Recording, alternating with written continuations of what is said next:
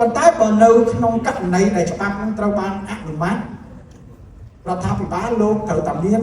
ចាត់ឲ្យមានតាមក្រសួងមួយត្រូវតែចាត់ឲ្យមានមន្ត្រីទទួលបន្ទុកផ្នែកព័ត៌មានឬក៏យើងត្រូវមានការិយាល័យទទួលបន្ទុកផ្នែកព័ត៌មានដែលមានមន្ត្រីធ្វើការនៅហ្នឹងអញ្ចឹងរដ្ឋាភិបាលលោកត្រូវធ្វើមកក៏ដោយដាក់កញ្ចប់ថវិកាជាតិហ្នឹងដើម្បីចាត់តាំងឲ្យមានមន្ត្រីទទួលបន្ទុកផ្នែកព័ត៌មានហើយមន្ត្រីទទួលបន្ទុកផ្នែកព័ត៌មានហ្នឹងគឺមានតួនាទីភារកិច្ចត្រូវផ្សព្វផ្សាយព័ត៌មានហ្នឹង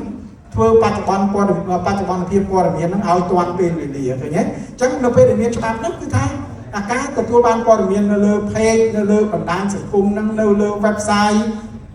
កាន់តែទទួលបានច្រើនជាងមុនហើយរដ្ឋឬក៏ស្ថាប័នមួយចំនួនដែលគាត់មានឆន្ទៈរួចទៅហើយនៅក្នុងការផ្ដល់ព័ត៌មានគឺគាត់កាន់តែមានលទ្ធភាពធំជាងមុនតាមរយៈការរៀបចំឲ្យមានជាកញ្ចប់ថវិកាជាតិហ្នឹងដើម្បីយកមកចាត់តាំងឲ្យមានមន្ត្រីនៅក្នុងការិយាល័យទទួលបន្ទុកផ្នែកព័ត៌មានដើម្បីផ្សព្វផ្សាយព័ត៌មានឲ្យកាន់តែទូលំទូលាយឃើញទេអញ្ចឹងមានន័យថាអ្វីដែលជាយន្តការយើងមានខ្លះហើយក៏ប៉ុន្តែអ្វីដែល